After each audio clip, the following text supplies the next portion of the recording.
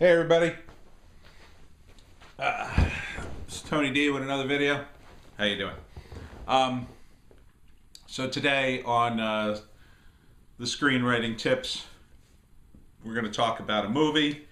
You may have seen it. It just came out. It's called The Other Side of the Wind by Orson Welles. So let's discuss it from a screenwriter's perspective. I just saw it the other day.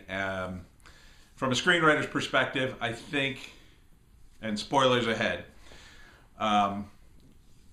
First off, well, before the spoilers, I would say, you know, if you're a movie guy or girl, you should probably see the movie. It is an interesting movie. Welles is, of course, a genius. The movie's not great.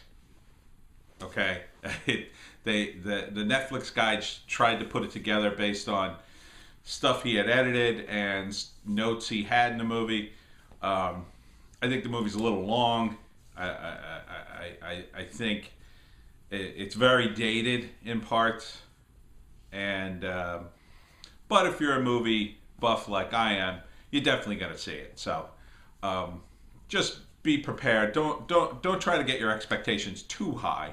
There are some really interesting scenes in it, so it's not like it's going to be a total waste of time, but you're going to be checking your watch in parts of it.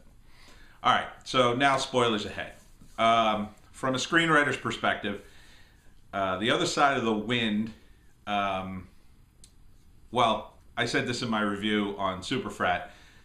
It's a bit ironic because the movie is about an aging director who's got an unfinished movie and then who dies, and the movie's made by an older director who didn't finish the movie and died. So it's kind of a weird last movie for Welles in that respect.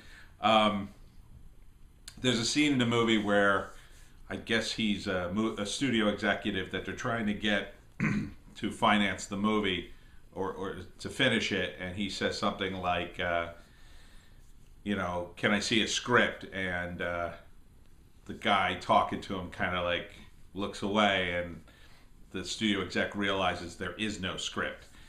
And he, you know, says something like, oh, there is no script. And he's like, well, he's done it before, you know, because the guy's a genius. I think Welles probably did have a script, but I think it was a very loose script, you know. I didn't think it was, I don't think a guy with a tight screenplay, working with a super tight screenplay, is gonna have so much trouble editing the damn thing, right? So the brilliant parts of the movie are the scenes with dialogue, because that dialogue feels for the most part very natural. So I think some of that was not so much improv, but you know, had a loose feel to it. They kind of knew what to say and then said it, you know, whenever. Now, I said this in my review, and I want to get into it a little more. The subtext of the movie is, it's not really a problem, but it's dated, right?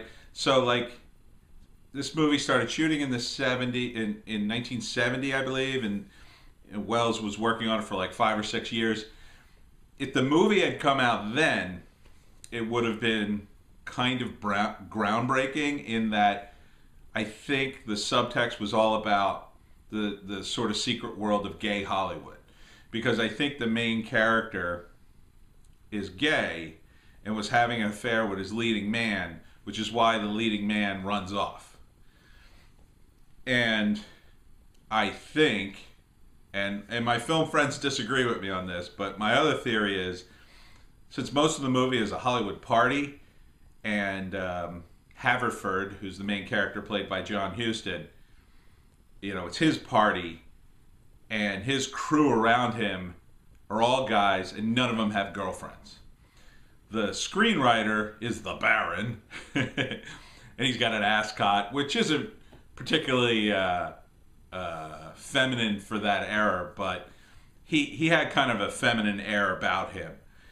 And there's also a scene with the school teacher where Houston calls him the F word for gay people, kind of aggressively. And I think that was designed to be like Houston's character, you know, sort of throwing out that word and laughing about it because he's gay too and he can kind of do it, even though he's, you know, in the closet, because this is, again, the mid-70s, so like gay people are kind of still this unknown, exotic, dangerous thing that lurks, you know, behind the scenes. It's not open yet, even in Hollywood.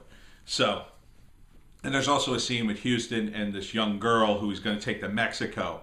But it's my theory that that girl is his beard, and he's only doing that to put on an air that he's like super straight, and he's going to take this young girl and go to Mexico and bang her. But really, the body language between them, to me, indicates he's just not going to do that. Like, he's not really grabbing her and like, you know, having a good time like he's a Hollywood guy at a party or anything. He's just kind of there with her.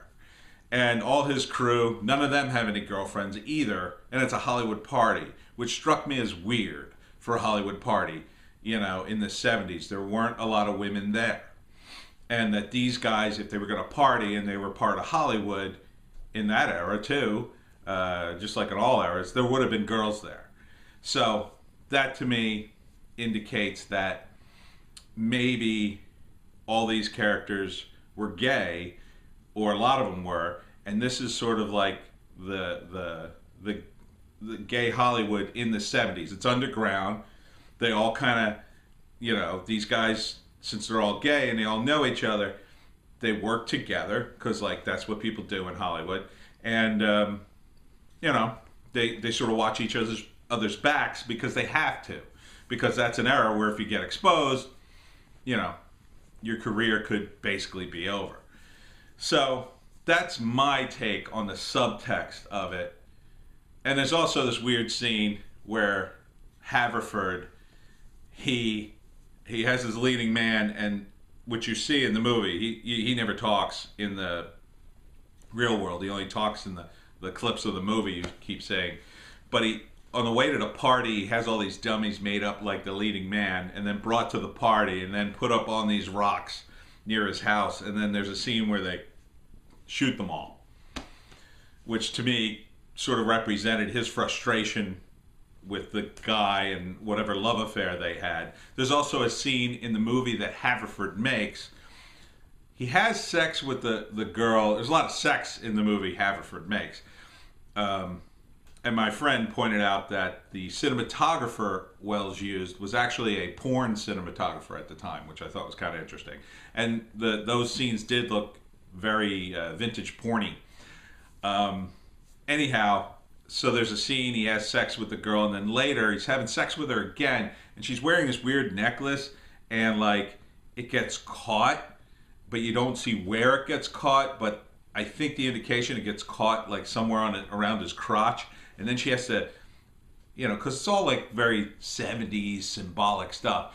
So there's a scene where she takes a pair of scissors and she has to cut the necklace, and Houston is like narrating, and you're not sure if like he's yelling at the screen because they're watching the movie, or if that's like part of the movie, or that's, you know, you're not sure what it is. And anyhow, she cuts it, and like the little white beads all break apart and they rain down, and that's like a shot. And then the leading man gets freaked out and like literally runs off the set with Houston like yelling at him. And I think that's the last. No, there's some other footage, but I think that was symbolic of their love affair, whatever it was. And then there's an actual scene where the movie critic, a female movie critic, does accuse Haverford of being gay. I don't remember that scene, but my friend pointed that out and then said he's a cinematographer, by the way. He worked on a documentary about Pauline Kael, who was a famous movie critic of that era. And apparently that was supposed to be Pauline Kael in the movie. And Wells, who didn't like her, was making fun of her. And also the movie that Haverford shot is a parody of this Italian movie that came out at the time, whose name escapes me at the moment. So there's definitely a lot of crazy layers in there. You know, but from a screenwriting perspective, I think Wells was working from more like from an outline. Like he probably had some scenes scripted, but it probably wasn't all. It wasn't like a concrete thing. And then, you know, he kept it very loose and shot a bunch of things, and then shot a bunch of extra things, and then, you know, had this process where he was gonna like go through, because apparently he had 10 hours worth of footage, but he was gonna go through it and like whittle it down. Two cameos in the movie, Dennis Hopper and Rich Little, who are both in it, and apparently they both had speaking roles that were cut. Apparently Hopper did one of his rants, which I would have loved to have seen in a movie, because, you know, Dennis Hopper does a great rant, you know? Man, this is weird, man. And it would have been in the 70s, like, I think right after Easy Rider, right? I think he'd been in Easy Rider by that point. I forget what year Easy Rider was. So it's an interesting movie, is about all I can say about it.